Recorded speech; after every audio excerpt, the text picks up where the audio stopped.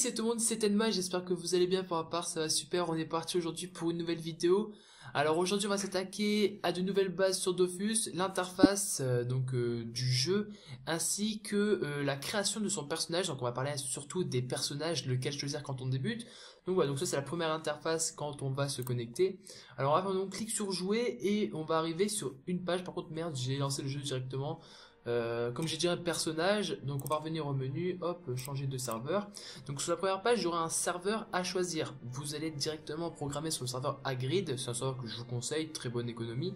Mais voilà, donc nous on va principalement aller sur Hush, c'est un serveur où je suis. Voilà, donc il y a plusieurs serveurs, voilà, donc je vous laisse prendre celui que vous voulez, si vous voulez rejoindre des potes ou quoi. Donc là j'ai déjà deux personnages et on va créer un troisième personnage. Alors on aura le choix entre un personnage masculin ou féminin, prenez comme vous voulez, vous pouvez regarder n'importe quel personnage. Alors voilà, donc là ici on voit le serveur Hush, choisir son serveur, on peut rechanger encore une fois.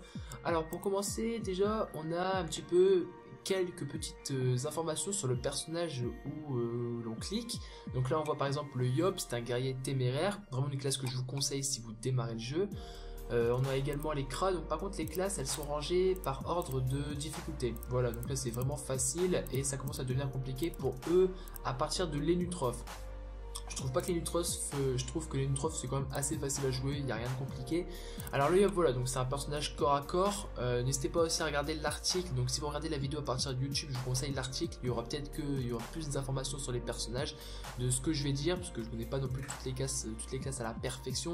Par exemple le Xelor, je ne sais pas le jouer, c'est le plus dur à jouer, après c'est du 2 étoiles, ah non il y a Roublard aussi, Sadida, Héliotrope, Pandawa. Voilà, donc en tout on a 18 classes, voilà, mec comme fille, voilà, vous prenez le personnage que vous voulez. Enfin après ça dépend un petit peu de vos styles de jeu. Si vous êtes un gros bourrin, que vous aimez frapper, bah prenez le Yop. Alors que si vous êtes quelqu'un de safe, qui je préfère jouer de lien, ça va être un Kras.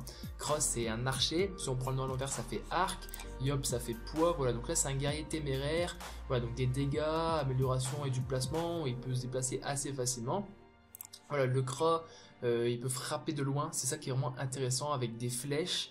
On a le Sacrieur, c'est un personnage aussi corps à corps qui va voler de la vie à ses adversaires et se booster grâce à ça. Il peut aller généralement jusqu'à 5000 points de vie et faire d'assez dégâts avec plusieurs formes d'évolution. Donc il y a une évolution 1, 2, 3, 4, 5, donc ça vous comprendrez en jouant. On a également un Eniripsa, donc c'est un guérisseur. Voilà, donc il va principalement soigner ses adversaires, mais qui peut faire également très mal et retirer des points d'action et des points de mouvement. Je vous expliquerai ça juste après. On a un Osamodas, quand on regarde à l'envers, ça fait Sadomaso. Voilà, donc c'est un fouetteur, c'est un personnage qui va invoquer des invocations et qui pourra les gérer. Il pourra également prendre la forme de ces invocations assez cheatées. Pas compliqué à jouer, mais ils ont quand même mis une étoile. Je pense que j'aurais mis quand même 2 étoiles comparé au Yop. Enfin, un Yop c'est quand même plus facile de jouer qu'un Osamodas. Voilà, ensuite on a un SRAM, c'est le personnage qui va poser des pièges et qui va faire énormément de dégâts. Il peut se mettre invisible, voilà, à l'envers ça fait Mars, toujours sympa de regarder un petit peu les voix à l'envers. Et voilà, donc assez intéressant, ces pièges sont quand même font assez de dégâts. On a ensuite un Ujinak, c'est un chien, voilà, c'est un barbare également comme les Yop. Lui est aussi intéressant, il peut faire un sort sur ses ennemis où il peut se téléporter à leur corps à corps et faire énormément de dégâts. Voilà, donc il peut également tanker. Donc tank c'est quand tu résistes à des attaques, du coup c'est très intéressant. On a l'Enutroph, voilà, c'est un chasseur de trésors, c'est le genre de personnage typiquement Kama, donc c'est celui qui va tout le temps être à la recherche de Kama. Voilà, alors lui il va très bien frapper et auparavant il pouvait dropper, mais maintenant il ne drop pas. Il y avait un sort qui pouvait avoir du drop en plus, mais ça a été changé. Donc cette classe est très bien jouée donc pour les désenvoûtements. Donc c'est par exemple si tu as un sort sur toi qui permet de te booster, ce personnage là va permettre de te l'enlever. Donc c'est très bien, donc quand on joue avec ça, on peut également faire d'énormes dégâts, soigner ses alliés et entraver ses adversaires. Quand j'ai entravé, c'est enlever des points de mouvement. Donc voilà, donc je vais dire directement les points de mouvement, c'est ce qui va vous permettre de bouger sur le jeu. Légalement tu peux en avoir maximum 6, mais tu peux en rajouter avec des boosts, donc avec certains sorts par la suite. On a également un entrave PA donc qui est en zone, donc PA donc c'est pour les points d'action et PM points de mouvement. Les PA on peut en avoir maximum 12, sauf donc on pourra rajouter le bonus avec les sorts des autres personnages.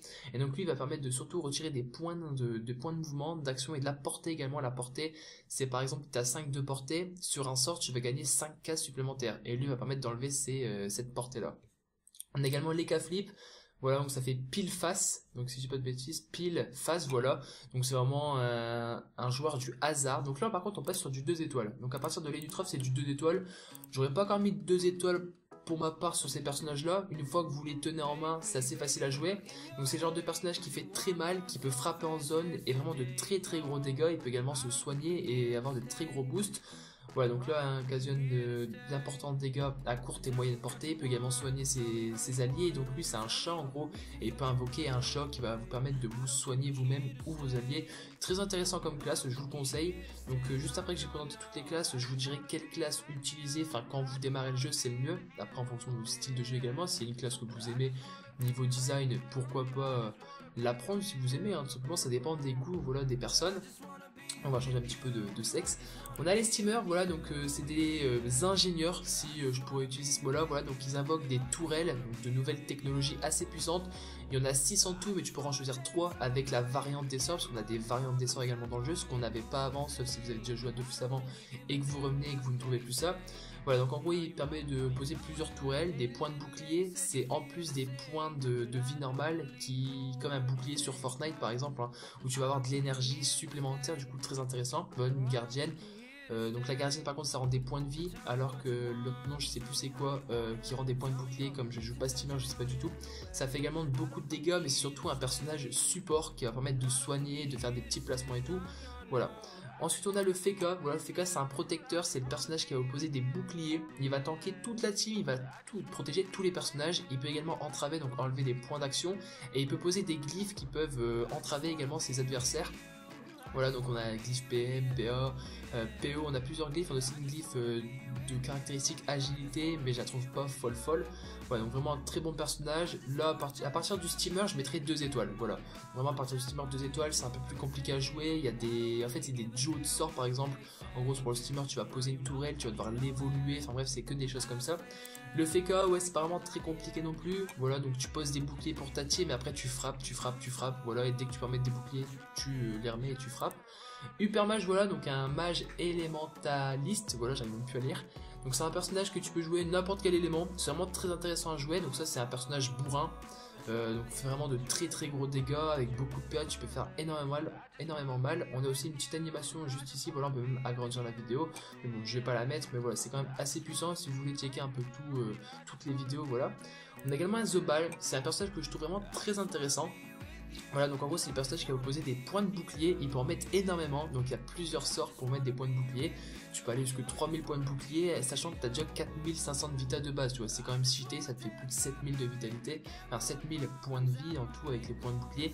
C'est assez cheaté, surtout qu'il a des dégâts assez importants. Voilà, donc il va tanker, donc avec des masques. En gros c'est le personnage qui va utiliser des masques, donc tu en as 3, donc tu as psychopathe, pleutre et le masque, je sais plus le nom, j'en oublie tout le temps un. Et en gros en fonction des masques, tu auras des utilisations de sorts différentes, voilà, en fonction des masques, et je trouve vraiment ça très intéressant comme classe à jouer. Du coup c'est une classe que je vais vous conseiller, voilà, si vous voulez la jouer. Donc après je reviendrai sur les classes que je vous conseille. On a également un Pandawa, donc pour l'anecdote, avant le Pandawa, pour pouvoir l'utiliser il fallait être abonné. Bah plus maintenant, hein. Maintenant on a le choix entre 18 classes, mais voilà, c'est une classe support, voilà, très intéressante, qui permet de porter, de jeter, de tanker avec un état picole. Donc lui c'est voilà du lait de bambou, il est à la culture Pandawa, donc c'est de lait de bambou, donc voilà la chope, voilà, donc tout ce qui est bière et tout, donc c'est les Pandawa. Ils ont un sort, voilà, donc Pickle, et l'autre c'est colère de Zatoichon, voilà, donc c'est 2 trucs complètement différents. Et Pickle ça permet de bien résister, et je crois qu'on perd toujours un point de mouvement, du coup voilà, c'est à méditer, mais vraiment très intéressant parce qu'il fait énormément de dégâts à côté. Ensuite on a l'héliotrope, ça part sur du 3 étoiles direct, c'est une classe très compliquée à jouer, c'est pas des 4 dernières classes, je vous conseille pas de les jouer. Vraiment pour commencer, c'est pas des classes que je vous conseille. En gros c'est le genre de personnage qui va mettre des portails, 4 au maximum, mais après tu peux également changer la position de tes portails en rajoutant un 5ème, mais le premier va disparaître en fonction de l'ordre que tu les as posés. Tu peux soigner tes alliés, faire d'énormes dégâts et placer donc tes adversaires, tes alliés avec les portails. Le but c'est de frapper à travers les portails, tu places très bien tes portails, tu fais énormément de dégâts, voilà, quoi qu'il faut déjà savoir les placer. C'est vraiment une classe très intéressante à jouer, mais vraiment c'est très compliqué à jouer dès le début, il faut faire vraiment que ça, que poser des portails, s'entraîner, c'est vraiment très compliqué. Voilà, c'est aussi une classe que ouais, je vous conseille, mais pas vraiment vers le début, quoi. Vraiment commencer vers les classes qui sont vers le début, je vous dirai après lesquelles prendre. On a également Sadida. Sadida, voilà, c'est le personnage qui va invoquer également des invocations, donc mais sous le thème d'une forêt, voilà, donc des poupées. Voilà, donc là ça nous dit soigne grâce à ses invocations, il peut également très bien soigner, entraver sur tous les points de mouvement, ça fait très très mal en PVP un Sadida. C'est vraiment très cheaté quand on sait le jouer, enfin après tu me diras, mais Sadida entre ces 4 classes là, c'est le plus facile à jouer. Sadida vraiment 3 étoiles, j'en mettrais plutôt 2, mais tu peux le jouer quand même. Donc là, invocation des poupées et des arbres qui l'assistent en combat, voilà, donc il peut invoquer plusieurs poupées et plein d'arbres, donc en faire une forêt, ça c'est à l'infini. On a également le roublard, voilà, qui va poser ses bombes. Et si tu les places bien, donc tu peux poser 3 bombes au maximum, ça fera énormément de dégâts. Et donc c'est tout ce qui est placement et tout. Et le Xelor, c'est la classe la plus dure du jeu à jouer pour moi. C'est vraiment la classe la plus dure. Donc en gros c'est le maître du temps. T'as énormément de variantes de sorts. Tu fais des dégâts de malade, mais il faut savoir le jouer. C'est des téléportations, c'est des rollbacks, ça bouge tous les personnages. Enfin bref, c'est quand même assez cheaté.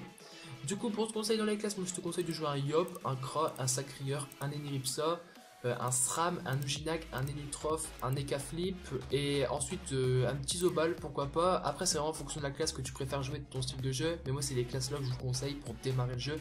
Faut vraiment bien comprendre. Donc là, nous, on va utiliser un petit Yop. Voilà, j'aime bien les Yop, on va prendre une petite fille, voilà. Bon, je le changerai plus tard, hein, c'est vraiment pour faire au bref. Donc là, tu as toutes les couleurs, tu as 5 variantes de couleurs à choisir, tu as également 8 visages, voilà, donc plutôt intéressant. Et ensuite, tu as ton petit nom, voilà, on va rentrer par exemple un nom généré, parce que je sais pas du tout quoi mettre. Donc là, on a Xatic, Roller, voilà, enfin bref, on peut également, voilà, on change de visage. Moi, j'aime bien ce visage-là, il est plutôt pas mal, et on va changer les couleurs aussi. Chercher de belles couleurs, voilà, couleurs comme ça, c'est nickel, on va trouver un meilleur nom, hein. Voilà, sauce, voilà, enfin bref. Et on fait jouer, et là, on va arriver sur une petite animation. Voilà, donc une petite animation que vous pouvez regarder où ça va parler de bienvenue sur le monde des 12 et ça va t'expliquer un petit peu ce que j'ai expliqué durant la première vidéo. Voilà, donc là on est sur le tutoriel et je pense qu'on va s'arrêter ici pour cette première vidéo. Donc j'expliquerai par la prochaine vidéo les boutons dans le jeu, tout ce qui vont vous permettre et voilà. Donc les amis, c'était Telma, j'espère que cette vidéo vous aura plu. N'hésitez pas à vous abonner, à vraiment regarder la vidéo sur le blog pour poser un petit vu si vous ne l'avez pas regardé sur le blog mais à partir de YouTube, voilà. Donc les amis, n'hésitez pas à vous abonner, à faire un petit tour sur le vlog, voilà, lâcher un pouce bleu en même temps, mais surtout faire un tour sur le blog, c'est vraiment très important. Si le blog fait ses vues, il y aura énormément de cadeaux pour vous les abonnés, du coup voilà. Donc les amis, je vous souhaite une très bonne soirée, une très bonne journée en fonction de l'heure où vous regardez cette vidéo. Allez, ciao tout le monde!